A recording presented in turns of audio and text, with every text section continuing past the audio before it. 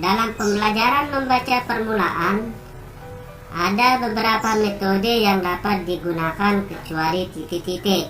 A. Metode kupas rangkai suku kata. B. Metode kata lembaga. C. Metode SAS atau struktural analisis.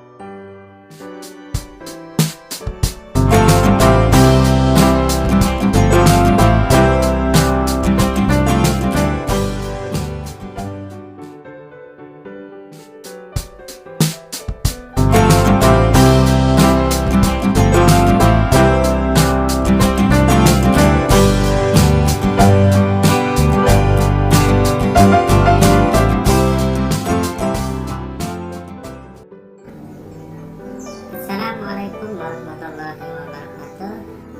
Kembali lagi bersama kami di channel Sel Official. Oke teman-teman, dalam kesempatan ini kembali lagi saya akan membagikan sebuah informasi terkait dengan soal dan pembahasan pretest PPG dalam jabatan tahun 2022 di dalam part 8. Nah, untuk teman-teman juga yang baru saja menemukan channel ini, bisa melihat di deskripsi channel ini tentang pembahasan soal pretest kompetensi pedagogik yang berdasarkan kisi-kisi PPG tahun 2022. Nah, oke teman-teman, sebagaimana biasa sebelum kita lanjut pada pembahasan soal pretest PPG ini, jangan lupa teman-teman dukung channel ini dengan menekan tombol like, comment, share, dan subscribe, serta aktifkan lonceng notifikasinya agar tidak ketinggalan dengan info-info terbaru dari kami kaitannya dengan pembahasan soal PPG tahun 2022. Nah, oke teman-teman, kita lanjut saja pada soal nomor 1. Model pembelajaran yang cocok dengan mata pelajaran matematika adalah titik-titik. A. Model inquiry learning. B. Model discovery learning. C. Model problem based learning. D. Model project based learning. Nah, kata kuncinya dalam soal nomor 1 ini adalah model pembelajaran yang cocok dengan mata pelajaran matematika ya, untuk mata pelajaran matematika. Dan jawaban yang tepat di sini adalah yang A, model inquiry learning. Oke, kita lihat pembahasan dari 4 opsi ini. Yang pertama, model pembelajaran inquiry learning berarti suatu rangkaian kegiatan belajar yang melibatkan secara maksimal seluruh kemampuan siswa untuk mencari dan menyelidiki secara sistematis, kritis, logis, analitis, sehingga mereka dapat merumuskan sendiri penemuannya dengan penuh percaya diri. Nah, kata inquiry ini yang artinya adalah penemuan. Kemudian yang kedua, discovery learning, yaitu model pembelajaran yang mengarahkan peserta didik untuk menemukan sendiri pengetahuan yang ingin disampaikan dalam pembelajaran. Kemudian yang ketiga, problem based learning, yang artinya sebagai pembelajaran berbasis masalah, yaitu jenis model pembelajaran yang melibatkan siswa dalam suatu kegiatan atau proyek untuk menghasilkan suatu produk. Keterlibatan siswa dimulai dari kegiatan merencanakan, membuat rancangan, melaksanakan, dan melaporkan hasil kegiatan berupa produk dan laporan pelaksanaannya. Jadi di sini kata kuncinya untuk problem ini adalah tentunya yang berbasis masalah. Kemudian project based learning, yaitu sebuah pendekatan dalam pembelajaran yang memberikan kesempatan pada siswa untuk memperdalam pengetahuannya sekaligus mengembangkan kemampuan melalui kegiatan problem solving dan investigasi. Soal nomor 2. teman-teman pernah punya pengalaman seperti Fikri, enggak? Waktu dia bermain di sungai bersama teman-temannya, dia menginjak batu sungai yang licin. Akibatnya dia terpeleset dan biur, jatuh deh ke sungai. Wah, asik ya bermain di sungai. Teman-teman tahu nggak mengapa batu di sungai halus dan licin, sedangkan batu-batu di darat banyak yang kasar? Begini penjelasannya, simak ya. Dalam bacaan di atas menggunakan ragam bahasa titik-titik. A. Resmi, B. Baku, C. Tidak baku, D. Daerah. Dan jawaban yang tepat adalah yang C, yaitu bahasa tidak baku. Oke, kita lihat pembahasannya. Dalam konteks bahasa, kata baku bisa diartikan sebagai tolak ukur kata yang ditetapkan berdasarkan kesepakatan, standar, berdasarkan kesepakatan atau standar. Di Indonesia, standar yang dimaksud ialah mengacu kepada KBBI dan Pedoman Umum Ejaan Bahasa Indonesia atau PUEB. Jika kata baku tolak ukur yang sesuai dengan kesepakatan standar, maka kata tidak baku merupakan tolak ukur kata yang belum memenuhi kesepakatan standar dalam KBBI. Biasanya kata tidak baku digunakan karena kebiasaan penutur dalam pengucapan kata-kata yang dipengaruhi oleh dialek daerah ataupun kata serapan yang masih asing. Bahasa resmi dalam konteks Kamus Besar Indonesia atau KBBI adalah bahasa yang digunakan di komunikasi resmi seperti di perundang-undangan dan surat menyurat dinas. Bahasa yang diakui sebagai sarana interaksi yang berhubungan dengan pelaksanaan fungsi suatu jabatan. Soal nomor 3. Penggunaan tanda baca yang benar di bawah ini adalah titik-titik. A. Kita sekarang memerlukan meja, kursi, dan lemari. B. Kita sekarang memerlukan meja, kursi, dan lemari. C. Kita sekarang memerlukan meja, kursi, dan lemari. D. Kita sekarang memerlukan meja, kursi, dan lemari. Nah, di sini kata kuncinya adalah penggunaan tanda baca, ya. Oke, kita lihat satu persatu dari opsi ini. Kita sekarang memerlukan meja, titik. Seharusnya di sini adalah tanda koma, kursi, titik, dan lemari, titik. Kita, koma, ini juga kurang tepat ya. Sekarang memerlukan meja, koma, kursi, ini sudah tepat, dan lemari. C. Kita sekarang memerlukan meja, koma, kursi, koma, dan lemari. Oke, nah, ini yang tepat. Kita lihat yang kita lihat yang D. Kita sekarang memerlukan meja, kursi, dan lemari. Tanda tanya. Sini ini kurang tepat. Nah, jawaban yang tepat di sini adalah yang C ya. Kita sekarang memerlukan meja, kursi, dan lemari. Nah, di dalam menjawab soal seperti ini, maka yang perlu kita ketahui adalah bagaimana penggunaan tanda baca. Jadi di sini dalam pembahasannya ada 15 penggunaan tanda baca, dan tidak mungkin saya jelaskan satu persatu. Nanti bisa teman-teman lihat dan teman-teman baca.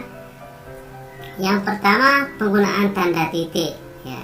Ini bagian-bagian atau indikator-indikator daripada penggunaan tanda titik bisa teman-teman baca.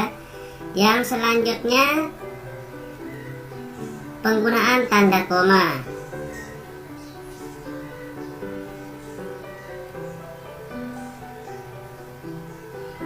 Kemudian tanda titik dua. Yang kelima, tanda hubung. Yang keenam, tanda pisah. Yang ketujuh, tanda tanya. Yang kedelapan, tanda seru.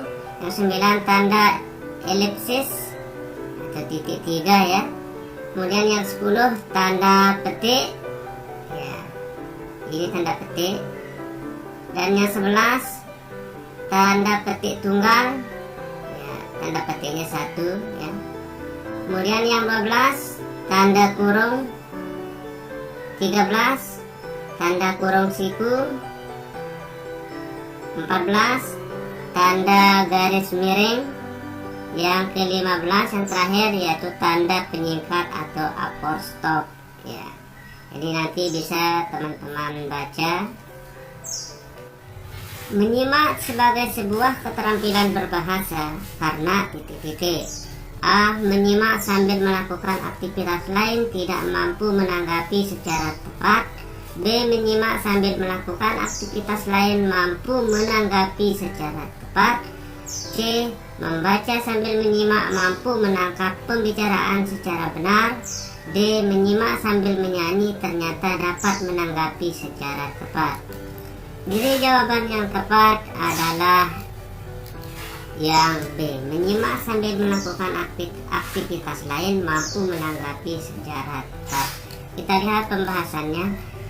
Menyimak sebagai salah satu aspek keterampilan berbahasa, yaitu suatu kegiatan mendengarkan dengan seksama terhadap setiap kata-kata yang keluar dari mulut orang yang disimak tersebut. Menyimak berbeda dengan mendengarkan. Jika mendengarkan kita hanya sebatas menangkap bunyi, sedangkan dalam menyimak kita harus memahami makna dari bunyi yang kita peroleh tadi. Menyimak juga termasuk dalam keterampilan berbahasa. Selain itu ada juga keterampilan bahasa yang lain, yaitu berbicara, menulis, dan juga membaca. Soal nomor 5. Dalam pembelajaran membaca permulaan, ada beberapa metode yang dapat digunakan kecuali titik-titik. A. Metode kupas rangkai suku kata. B. Metode kata lembaga. C.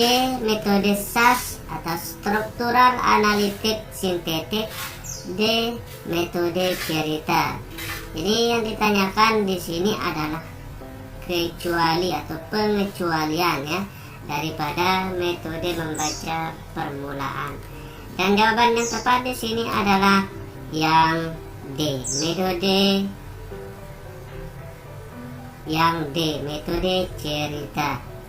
Kita lihat pembahasannya. Metode membaca permulaan di sekolah dasar itu metode abjad, yaitu misalnya dengan mengenalkan daripada huruf-huruf mulai dari A sampai Z. Kemudian metode eja, mengeja dari huruf-huruf yang ada. Yang D. Metode suku kata, yaitu metode dengan mengajarkan anak misalnya A, I, U, E, O dan seterusnya. Selanjutnya metode kata, yaitu metode yang diawali dengan pengenalan kata yang bermakna fungsional dan kontekstual. Dikenalkan dengan kata yang terdiri dari 2 suku kata atau lebih. Kemudian metode kalimat, itu metode global, yaitu cara belajar membaca kalimat secara utuh. Caranya ialah guru mengajarkan membaca dan menulis dengan menampilkan kalimat di bawah gambar. Metode global juga dapat diterapkan dengan kalimat tanpa bantuan gambar. Nah, yang selanjutnya yaitu metode SAS atau struktural analitik sintetik, yaitu salah satu jenis metode yang bisa digunakan untuk proses pembelajaran menulis, membaca permulaan bagi siswa pemula. Soal nomor 6. Berikut diberikan studi kasus. Mula-mula diberikan kalimat secara keseluruhan. Kalimat itu diuraikan atas kata-kata yang mendukungnya. Dari kata-kata itu kita ceraikan atas suku-suku katanya dan akhirnya di atas huruf-hurufnya. Kemudian huruf-huruf itu kita sintesiskan kembali menjadi suku kata. Suku kata menjadi kata dan kata menjadi kalimat. Berdasarkan studi kasus, metode membaca permulaan yang tepat digunakan ialah A. Metode alfabet, B. Metode suku kata, C. Metode SAS, D. Metode cerita. Jadi jawaban yang tepat adalah metode suku kata. Kita lihat pembahasannya. Metode ini, maksudnya metode suku kata, diawali dengan pengenalan suku kata seperti babi, bu, bebu, caci, cu, cecu, dadi, du, dedo, dan seterusnya. Kemudian suku-suku kata tersebut dirangkaikan menjadi kata-kata yang bermakna. Soal nomor 7. Memilih berbagai metode menulis permulaan. 1. Menulis permulaan. 2. Merangkaikan huruf lepas menjadi suku kata. 3. Merangkaikan suku kata menjadi kata. 4. Menyusun kata menjadi kalimat. Tahapan di atas adalah teknik menulis permulaan dengan metode titik-titik. A. Metode eja. B. Metode kata lembaga. C. Metode SAS. D. Metode global. Dan jawaban yang tepat adalah C. Metode SAS. Terlihat pembahasannya. Proses penguraian dan penganalisisan dalam pembelajaran membaca menulis permulaan dengan metode SAS yaitu: yang pertama, menyusun kalimat menjadi kata. Yang kedua, kata menjadi suku-suku kata. Dan yang ketiga, suku kata menjadi huruf-huruf. Setelah melakukan pembelajaran membaca SAS dan menulis permulaan dengan metode SAS, ternyata cukup efektif di dalam meningkatkan keterampilan peserta didik untuk membaca dan menulis tahap permulaan. Soal nomor 8. Merancang berbagai kegiatan menulis di kelas tinggi. Berikut adalah kegiatan menulis lanjutan di kelas tinggi kecuali: A. Menulis tentang berbagai topik. B. Menulis pengumuman. C. Menulis pantun. D. Menulis memo. Jadi kata kuncinya di sini adalah pengecualian untuk kegiatan menulis di kelas tinggi. Jadi jawabannya yang tepat adalah yang C. Menulis pantun. Karena ini bukan daripada kegiatan menulis di kelas tinggi. Kalau menulis tentang berbagai topik sudah tentu. Menulis pengumuman juga ya. Kemudian menulis memo juga ya. Kali ini masih menulis pantun, ini adalah menulis dalam kelas yang rendah. Kita lanjut pada soal nomor 9. Kegiatan mementaskan lakon atau cerita biasanya guru dan siswa mempersiapkan naskah dan skenario, perilaku, dan perlengkapan. Kegiatan tersebut mengekspresikan perasaan dan pikiran siswa dalam bentuk bahasa lisan. Hal tersebut termasuk hakikat berbicara jenis titik-titik. A. Bercerita. B. Cerita berantai. D. Bermain peran. D. Dramatisasi. Jawaban yang tepat adalah yang D, yaitu dramatisasi.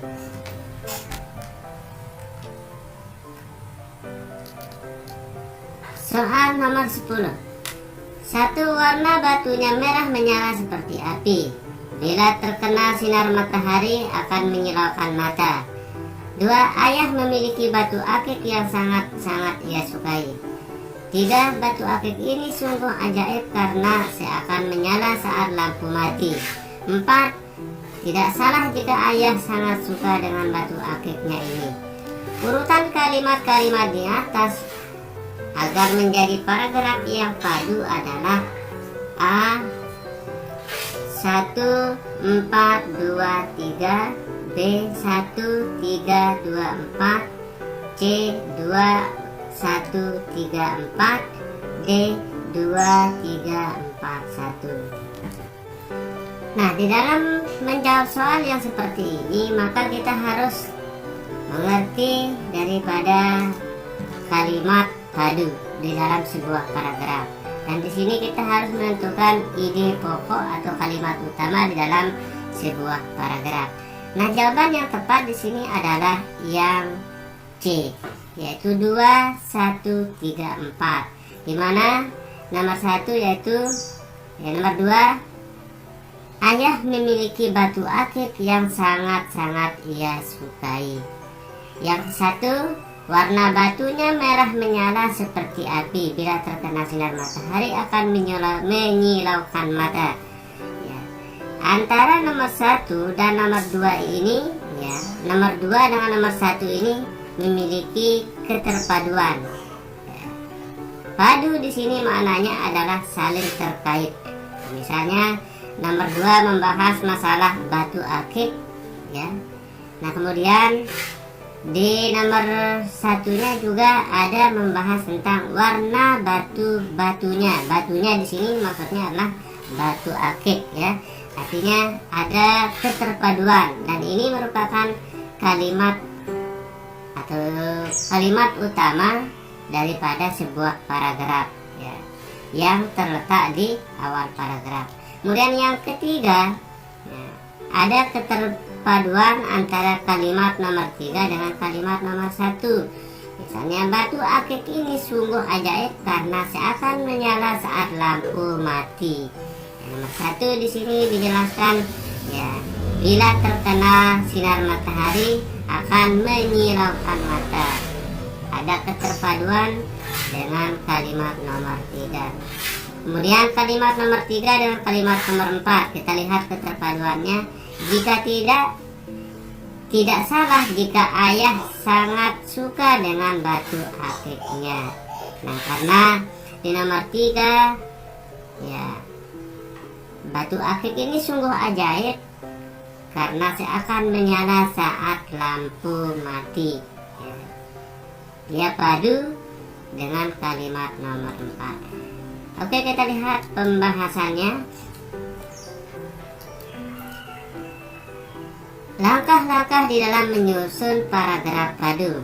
Untuk menyusun paragraf yang padu, kita dapat menggunakan langkah-langkah sebagai berikut. Yang pertama, pilihlah tema atau topik yang akan dibahas di dalam sebuah paragraf. Yang kedua, buatlah kalimat utama yang memuat ide pokok atau masalah yang akan dibahas di dalam paragraf. Yang ketiga, letakkan kalimat utama tersebut di awal, akhir, atau awal dan akhir paragraf.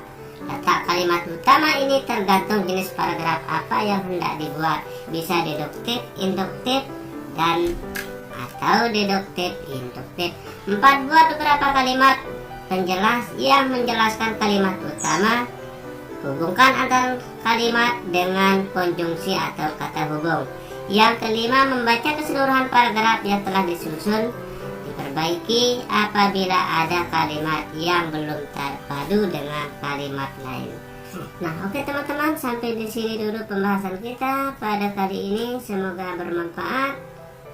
Dan jangan lupa dukung channel ini dengan tekan tombol subscribe agar tidak ketinggalan dengan informasi-informasi terbaru dari kami. Sekian dan terima kasih. Wassalamualaikum warahmatullahi wabarakatuh.